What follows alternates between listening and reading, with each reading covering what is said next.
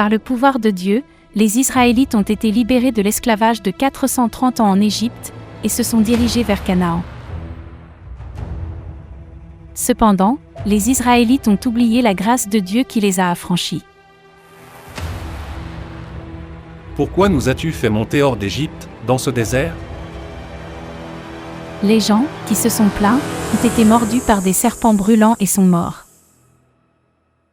L'Éternel a dit à Moïse: Fais-toi un serpent brûlant, et place-le sur une perche, quiconque aura été mordu, et le regardera, conservera la vie. Alors, était-ce le serpent d'airain qui les a sauvés?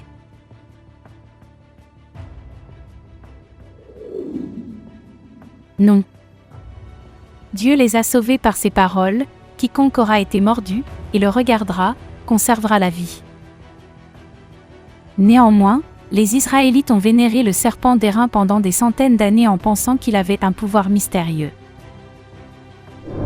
Lorsque le roi Ézéchias a brisé le serpent d'airain, Dieu l'a complimenté et l'a fait réussir dans toutes ses entreprises.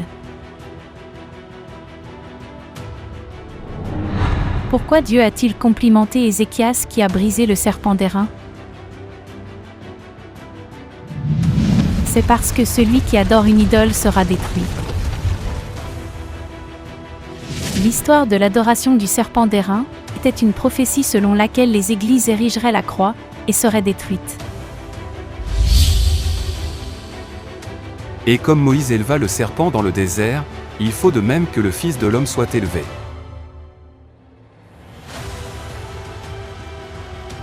Ce n'est pas la croix qui nous a sauvés, mais Jésus. Aujourd'hui, cependant, les églises vénèrent la croix, tout comme les Israélites adoraient le serpent d'airain. La croix n'est qu'un morceau de bois, tout comme le serpent d'airain n'est qu'un morceau d'airain. Les églises, qui ont érigé la croix, seront détruites. Sortez du milieu d'elle, mon peuple, afin que vous ne participiez point à ses péchés, et que vous n'ayez point de part à ses fléaux.